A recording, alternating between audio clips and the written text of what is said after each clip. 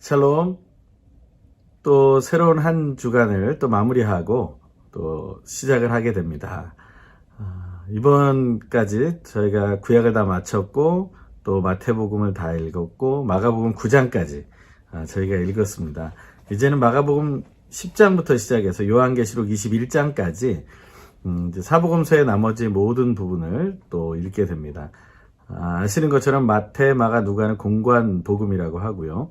제4복음서라고 하는 요한복음까지 우리가 보면서 예수 그리스도의 구속사의 흐름을 우리가 배우게 됩니다. 아주 중요한 키워드들이 많이 나오는데 제가 일단 전체적인 흐름을 또 강의를 통해 보기로 하고요. 특별히 사복음서를 읽으면서 예수 그리스도에 대한 믿음 그리고 성령 하나님의 임재를 통한 큰 은혜가 넘치기를 소망합니다. 함께 기도하고 시작하겠습니다. 할렐루야. 하나님, 오늘도 귀한 날 맞습니다. 또 새로운 비전 통독 이제 신약의 복음서를 또 다음 주간 한 주간 또 읽고 또 하나님께 나아가게 됩니다. 우리가 마가복음 10장부터 요한복음 21장까지 말씀을 나눌 때에도 복을 주시고 이 기초의 지식을 가지고 또 하나님의 말씀을 읽을 때 더 큰 은혜 또 우리의 구원자 되신 예수 그리스도를 만나는 기쁨을 누리게 도와 주시옵소서. 또한 성령 하나님의 임재와 조명하심이 풍성하게 하여 주시옵소서. 귀하신 예수님의 이름으로 간절히 기도합니다. 아멘. 또 이제 마가복음부터 시작해서 누가복음, 요한복음 귀한 설명 잘 나누기를 원합니다. 잘 들으시고 또 익히면 좋겠습니다. 이번 주에는 지난주에 이어서 마가복음 10장부터 요한복음 21장까지를 읽게 됩니다. 그래서 저희가 마가복음, 누가복음, 또 요한복음을 나누게 됩니다. 먼저 마가복음에 대한 이야기, 저희가 1장부터 9장까지는 이미 읽었는데요. 개관에 1장부터 9장까지가 한 단락이 됩니다. 그것은 하늘의 정보를 이야기하는데 하늘의 정보는 무엇이냐면 하나님 나라의 비밀을 알려주고 있는 것이죠. 이것이 복음의 핵심입니다. 또 두 번째는 마가복음 10장에서 16장인데 하늘의 전도입니다. 바로 예수 그리스도의 십자가로 이루어지는 것이죠. 구속사적으로 보았을 때 마가복음은 제자의 복음 예수 그리스도라는 것을 우리는 알 수 있습니다. 예수님께서는 제자를 부르시고 제자를 교육하시죠. 그런데 제자들을 무엇이라고 부르십니까? 바로 사람을 낚는 어부다 이렇게 얘기하십니다. 앞에 말씀드린 것처럼 마가복음 예수님의 제자 교육은 하늘의 정보와 하늘의 전도에 대한 것을 알려주시고 또한 실습할 수 있도록 하시는데요. 하늘의 정보는 바로 예수 그리스도의 권세를 말하는 것입니다. 이것은 하나님의 비밀과 또 소통되게 되죠. 그것을 성경에서는 하늘과 땅의 모든 권세, 또 죄사함의 권세라고 얘기하고 있습니다. 하늘의 전도는 무엇입니까? 만민에게 복음을 전파하는 것입니다. 비전 통독의 저자는 아주 또 재미있는 이야기를 하는데요. 사람을 낚는다고 해서 이제 낚시에 대한 이야기를 합니다. 우리 많은 분들은 이제 그물 비유를 많이 하는데요. 이번에 낚시를 할 때 미끼를 넣어서 하는 것처럼 예수 그리스도께서 미끼가 되셔서 사람을 직접 낚으신다는 거예요. 근데 그게 무슨 말이냐? 그것은 바로 죄 속에 빠져 있는 죄인들, 그들을 예수 그리스도라는 미끼를 통해서 붙잡게 하시고 그 죄로부터 건져내신다라는 얘기를 하는 겁니다. 뭐 어떤 나쁜 의도가 아니라 아주 선한 의도로 그 죄의 구렁텅이 속으로 들어가는 그러한 존재를 얘기하는 것이고요. 그래서 그 미끼라는 단어를 제가 좀 저급하게 생각하지 않게 되기를 바랍니다. 목적은 예수 그리스도의 제자로 살게 하시려는 거예요. 그래서 마가복음은 예수 그리스도는 바로 제자의 복음을 나타내신다라는 것이고요. 다시 한번 마가복음 1장에서 9장, 10장에서 16장의 전체 이야기를 한번 더 살펴보면 마가복음 1장 1절 한번 같이 읽어볼까요? 시작. 하나님의 아들 예수 그리스도의 복음의 시작이라 했습니다. 이 복음은 하나님의 의죠. 그것은 죄사함의 복음과 동일한 것입니다. 근데 예수 그리스도의 복음은 무엇입니까? 십자가에 못 박혀 죽으실 뿐만 아니라 부활의 능력으로 하나님의 아들로 선포된 그런 복음을 이야기하는 것이죠. 예수님께서는 제자를 모집하시고 죄사함의 권세를 보여주시고 또 제자 훈련의 목적을 설명해 주십니다. 제자들에게 하나님 나라의 비밀을 가르쳐 주시고 또 권세에는 죄사함의 권세뿐만 아니라 하늘과 땅의 모든 권세라고 해서 자연 또 영적 물질 세계를 지배하는 권세를 교육시켜 주십니다. 이것은 가치관과 세계관에 대한 부분인데요. 이 부분은 그저 우리가 어떤 성공 사례를 얻기 위한 그런 자기 개발서 같은 이야기가 아닙니다. 이것은 이 땅의 탐심을 없애는 참된 권세를 얘기하는 것이죠. 그래서 그 기초를 가지고 신앙생활을 해야 한다라는 걸 가르쳐주고 있습니다. 이 땅에서의 권세가 아니라 하늘의 권세를 가지고 믿음의 생활, 신앙생활을 해야 된다라는 것이고요. 하늘의 전도 방법은 무엇입니까? 바로 하나님의 은혜로만 가능한 거예요. 근데 그 은혜는 바로 죄사함의 권세였죠. 그 은혜는 예수 그리스도를 주로 시인할 때만 이루어지는 것이고 그럴 때 용서받을 수 있게 되는 것입니다. 예수 그리스도의 제자는 이 땅의 소망이 아니라 내세의 소망을 얘기하고 있는 것이고요. 그러기 때문에 해야 되는 일이 무엇입니까? 이 만민에게 복음을 전파하는 일을 해야 된다라는 것이죠. 이번에는 그 마가복음 10장에서 16장 처음부터 마지막까지의 이야기인데요. 마가복음의 뒷부분에 해당되는 이야기입니다. 하늘의 전도라는 주제로 나누게 되는데요. 하늘의 전도 방법은 예수 그리스도의 죽으심과 부활이에요. 이건 좀 줄여놓은 것이고 예수께서 이 땅에 오시는 것, 사람이 되어 오시는 것, 그리고 공생애로 사람들과 함께 사시는 것, 이런 것도 포함이 되죠. 그렇지만 십자가의 죽으심과 부활로 인해서 얻게 되는 게 뭡니까? 대속의 은혜를 얻는 것이고요. 이것은 영생을 얻는 구원의 방법이라고 말하고 있는 것입니다. 이 영생을 얻는 구원의 방법은 하나님의 지혜로만 되는 것이지 사람의 행위로 되는 게 아니라는 것, 그걸 명확하게 알아야 됩니다. 사도 바울은 고린도전서 1장 21절에서 이렇게 말하는데요. 같이 한번 읽어보죠. 시작. 하나님께서는 전도에 미련한 것으로 믿는 자들을 구원하기를 기뻐하셨도다. 아멘. 하늘 전도에 미련한 방법을 얘기하죠. 사람을 낚는 하늘의 미끼가 되신 예수 그리스도. 하늘의 미끼는 바로 십자가의 죽음을 통해서 죄인들의 그 깊숙한 구렁텅이까지 들어가게 되시는 것을 얘기하는 것입니다. 십자가의 복음을 믿고 잘 훈련된 예수 그리스도의 제자들은 예수 그리스도의 대속의 죽음과 부활을 만민에게 전파하는 사명을 얻게 된다라는 것입니다. 이 부분을 조금 더 자세하게 나누어서 보게 되면요. 먼저는 마가복음 10장에서 13장까지 이야기입니다. 그것은 구원의 방법에 대한 이야기인데요. 그 중에 아주 대표적인 사건이 나오죠. 그 부자 청년이 예수님을 따르고 싶어 했을 때 예수님께서 말씀하시죠. 다 좋은데 한 가지 부족한 것이 있다. 네가 가진 모든 것을 가난한 사람에게 나눠주고 나를 따르라 하고 말씀하셨을 때 그는 재물이 많았기 때문에 근심하여 떠났다고 되어 있습니다. 부자 청년 이야기에서 알게 되는 것은 탐심을 가진 자는 죄인임을 자각하지 못한다라는 거예요. 다시 말하면 탐심을 버릴 때만 내가 죄인이구나 라는 것을 고백하게 되고 구원의 자리로 갈 수 있게 된다는 거죠. 또한 부자 청년의 이야기를 통해서 알게 되는 것은 하나님과 재물을 동시에 섬기지는 못한다. 하나님을 따르고 싶고 예수를 따르고 싶지만 재물을 놓지 못하면 그것은 불가능한 일이다라는 것이죠. 그래서 하나님만이 하실 수 있는 구원의 방법을 설명해 주고 있는 것입니다. 그것은 바로 예수 그리스도의 죽으심과 부활이고 예수 그리스도가 이 땅에 오신 목적이 되겠죠. 근데 예수는 누구십니까? 사실은 죽임을 당할 존재가 아니죠. 그분은 영생이십니다. 또한 바디메오의 이야기가 나오죠. 바디메오 이야기에서 바디메오는 무엇을 합니까? 눈을 보지 못하는 자가 다윗의 자손 예수여 라고 외칩니다. 다시 말하면 그것은 예수가 바로 메시아라는 고백과 그리스도라는 고백과 다르지 않은 고백입니다. 그때 예수께서 그 바디메오의 눈을 뜨게 하시고 믿음으로 구원을 얻은 증표가 되게 하시는 거죠.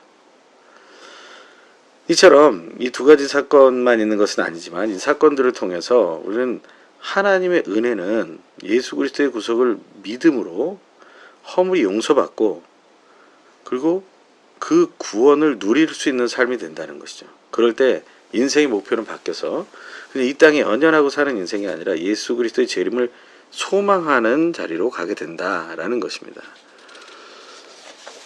또 마가복음 14장에서 16장, 이제 마가복음의 마지막 부분인데요. 하늘의 미끼라는 제목으로 한번 나눠봅니다. 예수 그리스도께서 최후의 만찬을 제자들과 함께 하시면서 떡과 포도주를 나누시죠. 그 떡이라는 것은 성전이 무너지는 것, 그 육체에 대한 부분을 얘기하는 것이고요. 포도주는 예수 그리스도의 피를 얘기하는데요. 그것은 언약의 피라고 말씀하십니다.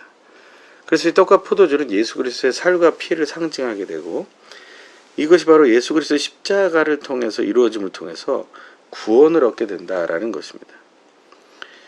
이 성찬식은 거슬러 올라가서 구약시대의 유월절 어린 양의 피로 연결이 되고요. 그 사건 이후에 출애굽을 하게 되죠. 그래서 그 출애굽과 유월절 어린 양의 희생의 예표로서 예수 그리스도의 언약의 피가 나오고 그것으로 구원에 이르게 된다는 것을 우리는 보게 됩니다. 죄의 바다가 있어요. 죄인들은 다 죄의 바다에 빠져 있다는 겁니다. 그럴 때 십자가에 매달리신 예수 그리스도께서 영혼의 미끼, 하늘의 미끼가 되셔서 그 안에 들어가게 되고 그 예수를 붙잡는 자들이 의인이 되며 구원받게 된다는 거예요. 근데 로마서 10장 10절의 말씀을 사용하고 있죠. 마음으로 믿어 의에 이르고 입으로 시인하여 구원에 이르느니라. 바로 이게 사람을 낚는 어부가 해야 할 일이고 이를 위해서 만민에게 복음을 전파해야 된다는 거죠. 예수 이름이 알려져야 그들이 선택할 수 있다는 거예요. 그래서 예수 그리스도를 먹은 예수의 제자들, 그 성찬식을 한 얘기를 하는 거죠. 그들은 바로 세계 선교사의 사명을 갖게 된 것이다 라고 말하는 것이 마가복음 뒷부분의 이야기입니다. 이어서 누가복음에 대한 이야기를 나눕니다. 누가복음의 계관은 1장부터 24장까지 있는데요. 1장부터 19장까지를 예수의 사역, 죄인을 불러 회개시키는 사역에 대한 이야기고, 누가복음 20장에서 24장 증인의 사역, 그래서 예수 그리스도의 구속사의 증인 되심을 얘기하고 있습니다. 또 누가복음은 구속사적인 의미에서 볼 때 증인의 복음 예수 그리스도라고 얘기하고 있는데요. 공간복음을 먼저 살펴보면 마태복음은 천국 복음으로 제자 삼는 이야기가 나오고요. 마가복음은 훈련된 제자의 사명에 대한 얘기가 나오고, 누가복음에서는 예수 그리스도를 증거하는 증인의 삶에 대한 이야기를 하고 있다는 겁니다. 그래서 누가복음 24장 48절 마지막 부분에 나오는 이야기처럼 너희는 이 모든 일의 증인이라는 말씀이 필요하다는 것이죠. 이 모든 일은 바로 예수 그리스도의 사역을 얘기하는 것이고요. 이 사역은 누가복음에 따르면 잃어버린 죄인을 불러 회개시키는 것이라고 말하는 것입니다. 이 증인의 사역은 바로 성경과 자료를 읽고 연구하는 것으로 이제 이어지는데요. 이 성경과 자료를 읽고 연구할 때 우리가 초점을 맞춰야 될 것은 바로 예수 그리스도의 구속사에 초점을 맞춰야 된다는 거예요. 하지만 예수 그리스도의 구속사로 그 모든 성경이 이어지게 하려면 성령 하나님의 조명하심, 다시 말하면 성령 하나님의 임재로 인하여 빛을 비춰주심으로 인하여 깨닫게 되는 만큼만 얻게 된다는 것입니다.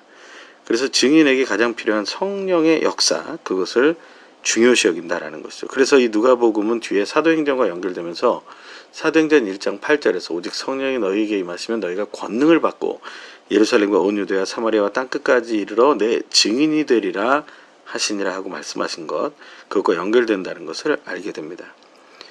누가복음의 전체 기관 다시 한번 살펴보면요. 예수의 사역, 증인의 사역이라는 주제로 보게 되고요. 누가복음은 이사야와 미가 예언자의 예언 성취가 이루어집니다. 그래서 예수님의 출생에 대한 얘기가 그곳에 나오고요. 세례 요한의 또 근원을 추적하게 됩니다. 이것을 통해 뭘 알게 됩니까? 구속사의 줄기를 보게 된다는 것입니다. 특별히 누가복음 4장 18절 19절에서 메시아의 사역에 대한 언급을 하게 되는데요. 그것은 바로 십자가의 죽음과 부활로 성취가 되게 되는 것이죠. 예수의 사역에 대한 얘기를 먼저 생각해 보면 예수의 사역은 구원 사역입니다. 갈릴리와 유대 지역이죠. 그래서 갈릴리에서는 제자를 부르시고 말씀 교육을 하시고 질병을 치유하시고 하나님 나라를 선포하십니다. 유대 지역에서는 잃어버린 죄인을 찾아 구원하시는 이야기가 나옵니다.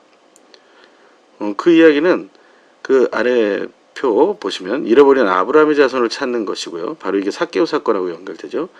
그리고 그 누가복음에 나오는 비유 세 가지, 잃은 양, 잃어버린 동전, 돌아온 탕자, 어떻게 보면 잃어버린 아들에 대한 부분이죠. 그래서 그것을 회복하는 것이 중요하다라는 것을 말씀해주고 계신다는 거예요. 근데 그 예수 그리스도의 사역은 바로 증인의 사역으로 이어지게 되는데, 그것은 어떻게 되냐면 구약 성경의 구속사의 가르침을 예수의 십자가 사건과 부활 사건으로서 성취되었기 때문에 그것을 깨닫게 되면 증인의 삶을 살 수 있다라는 것을 말한다라는 것입니다. 이제 누가복음의 세부적인 내용으로 한번 들어가 보죠. 먼저는 누가복음 1장 1절에서 9장 50절까지 북쪽 갈릴리 중심 사역에 대한 이야기를 나누고자 합니다. 예수님의 사역은 바로 북쪽 갈릴리 중심의 사역이 있고요. 또한 남쪽으로 유대 중심의 사역이 있습니다. 물론 중간에 사마리아 지역이 있긴 하지만 그곳에서는 많이 사역하지 않으십니다. 북쪽 갈릴리 중심의 사역, 그리고 남쪽 유대 중심의 사역. 그 중에 먼저 북쪽 갈릴리 중심의 사역을 얘기해 보면, 누가복음은 세례요한과 예수 그리스도의 탄생을 얘기하고요. 그것이 바로 구약의 언약의 성취다라는 것을 얘기하고 있습니다. 그 역사적 증거로 로마 가이사 아구스토의 명령을 따라서 천하로 호적하게 한다는 그런 사건입니다. 그래서 요셉과 마리아가 베들레헴으로 가게 되는 거죠. 다윗의 고향인 베들레헴. 그곳에 가서 예수가 탄생하게 된다라는 것을 말하고 있습니다. 예수 그리스도의 공생의 사역이 시작되는 시기는 바로 유대 총독이었던 본디오 빌라도의 시대와 연결된다는 거예요. 역사적인 증거가 되는 것이죠. 누가복음의 특징이 바로 이렇게 연결시키면서 이게 현실 역사와 이어진 것이다라는 것을 말해주고 있는 것입니다. 또한 북쪽 갈릴리 사역을 위해서 마귀의 세 가지 시험이 있게 되는데요.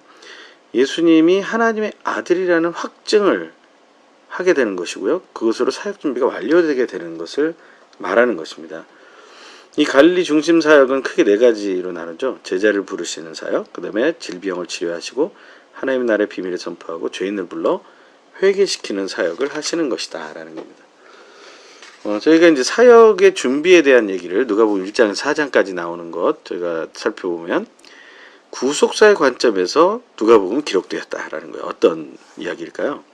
그것은 구원의 복음에 대한 이야기인데 바로 예수 그리스도의 생애와 사역에 대한 계시적인 예언, 구약과 연결되는 것이죠. 계획된 창조와 예정된 종말을 한눈에 보게 하는 그런 구속사적인 관점에서 기록이 되었다라는 것입니다. 그 예수 그리스도의 탄생은 언약의 성취이며 예언의 성취라고 이렇게 얘기하고 있어요. 그래서 왼쪽에 보면 아브라함의 언약, 다윗의 언약이 나오고요. 오른쪽에 보면 이사야의 예언, 미가의 예언이 납니다. 언약과 예언의 성취로서의 예수 그리스도의 탄생, 이것을 말하고 있는 것입니다. 또한 마귀 시험에 대한 부분은 바로 예수 그리스도는 하나님의 아들이라는 것에 대한 명확한 증거가 되는 것이고요. 이로써 사역은 준비가 완료된다라는 것입니다. 갈릴리 사역, 그 북쪽 갈릴리 사역을 다시 한번 세분해서 보면 누가복음 5장에서 9장까지 내용인데요. 이사야의 메시아 탄생 예언이 바로 갈릴리 지역에서의 사역으로 드러나게 된다는 거예요. 700년 후에 예수 그리스도의 구원 사역으로 이어진다. 사망의 포로가 되어 있는 사람들에게 메시아, 바로 구원자의 구원 선포가 너무 중요한 사역이 된 것이죠. 예수의 동역자로서의 제자들은 질병을 치료하고 죄사함의 구속사역을 전도를 통해서 행하게 되면서 모든 사람이 알게 합니다. 그리고 본인들도 그것을 체험하게 되는 것이죠. 예수 그리스도의 구속사역을 모르는 세대와 복음의 의를 외쳐도 믿지 않는 세대를 향해 예수 그리스도의 죽음과 부활은 다가오게 되고 그것은 구원으로 인도하는 것이 되는 것입니다. 이것이 바로 구속사의 핵심이 되는 거죠. 우리가 예수 그리스도의 십자가의 죽으심과 그 피 흘리심을 통해서 죄사함을 받았다는 것, 그리고 부활을 통해서 우리가 죽음으로 끝나는 인생이 아니라 새로운 생명을 얻고 또한 영원한 생명을 얻을 수 있다는 것에 아주 중요한 핵심이 얘기되고 있다는 것이죠. 이것은 우리가 힘으로 얻을 수 없는 것인데 얻는 것이기 때문에 이것은 은혜가 되는 것이고요. 이것을 하나님의 비밀이기 때문에 쉽게 받아들이거나 깨달을 수 없다는 것을 우리는 알게 되는 것이죠. 이번엔 9장 51절에서 19장 44절까지의 내용인 남쪽 유대 중심 사역을 얘기합니다. 예수 그리스도의 사역은 북부, 중부, 남부로 이렇게 이어지는데요. 북부는 갈릴리, 중부는 사마리아, 그리고 남부는 유대를 얘기합니다. 여긴 예루살렘이 포함되어 있죠. 예수 그리스도의 사역의 궁극적인 목적은 그리스도의 구속사를 성취하는 거예요. 그런데 그게 어디에서 이루어집니까? 유대, 예루살렘에서 이루어지죠. 핍박과 고난 그리고 십자가의 죽음을 통해서 이 구속사가 성취되게 되는 것입니다. 유대 지역 사역의 핵심은 바로 하나님 나라의 비밀을 전파하는 것이었어요. 그래서 잃어버린 세리였던 삭개오의 사건이 나오게 되고요. 누가복음 5장에서 19장까지 이야기에서 되찾은 아들의 비유 설명이 나오게 되는 것입니다. 이것은 바로 하나님의 나라의 복음이라는 것인데요. 삭개오도 그랬고 그 아들도 자기가 잘못한 것이다 라는 것을 깨닫고 고백하게 되죠. 자신이 죄인임을 고백할 때 구원을 얻게 된다 라는 것입니다. 다시 세분해서 누가복음 10장에서 14장까지 그리고 15장 19장까지를 나눠서 저희가 살펴보겠습니다. 먼저 10장에서 14장 유대지역 사역에 대한 건데요. 예수 그리스도의 승천은 구속사의 완성이 되는 것입니다. 이건 때가 찬 경륜을 위해 예정된 것이었다고 성경 말하고 있죠. 그런데 그러한 사역 속에서 유대지역에서는 전도를 하게 되는데 전도는 바로 하늘문을 열고 영생을 얻게 하는 영적 싸움이라는 거예요. 이 전도만이 승리의 비결이 되는 것입니다. 이 전도는 성령의 인도하심으로 예수로 살아가는 것을 말하는 것입니다. 그럼 이 전도의 본이 되는 예수 그리스도의 전도는 무엇이었습니까? 예수 그리스도의 전도에 대해서 성경은 요나의 표적밖에는 보여줄 게 없다 이런 얘기를 합니다. 그것은 무엇입니까? 물고기 뱃속에 들어가서 거의 죽은 것이지만 그것이 다시 토해짐을 통해서 다시 사명이 이어지고 완성되게 된다라는 것이죠. 그것이 바로 예수 그리스도의 죽음과 부활을 얘기하는 것입니다. 결국에는 하나님 나라의 완성과 연결되게 된다라는 것이죠. 예수 그리스도의 전도는요, 악한 세대를 향해 선포하는 것입니다. 왜냐하면 그들은 믿지 않으니까요. 그들은 왜 믿지 않습니까? 그들은 탐심 때문이에요. 재물에 대한 탐심, 영적인 지도자임에도 불구하고 물질적인 것에 매여 있는 것이죠. 그러다 보니까 영적 지도자들의 그 삶은 좋은 본이 되는 것이 아니라 나쁜 본, 이상한 본이 되는 것이죠. 그래서 형식적 종교 행위를 가르치는 자들로 전락하게 되는 것입니다. 겨자씨와 누룩의 비유가 나오는데요. 그것은 하나님 나라의 왕성한 성장을 얘기하는 것입니다. 누가복음 15장, 19장은 되찾은 아들이라는 아주 큰 단락을 통해서 또 연결이 될 수 있는데요. 이것은 세 가지 비유 중에 잃은 양, 잃어버린 동전, 또한 잃어버렸다가 되찾은 아들의 비유하고 연결되는 것인데 삭개오의 구원까지 연결해서 큰 개념으로 되찾은 아들이라는 주제를 얻게 된 겁니다. 하나님 나라의 혼인잔치 참석자는 잃어버린 하나님의 백성들이 될 것입니다. 그래서 하나님께서 예수 그리스도께서 이 땅을 보내시고 그들을 찾고 회개시켜서 하나님의 나라에 동참하는 자들이 되게 하는 것이죠. 이것은 은혜로 받게 되는 하나님 나라의 복음을 말하고 있는 것입니다. 이 누가복음 15장과 19장에는 부자와 거지 나사로의 비유가 나오는데요. 그것은 바로 복음을 믿으면 된다는 것을 얘기하는 것입니다. 어떤 현상의 삶이 중요한 것이 아니라는 거예요.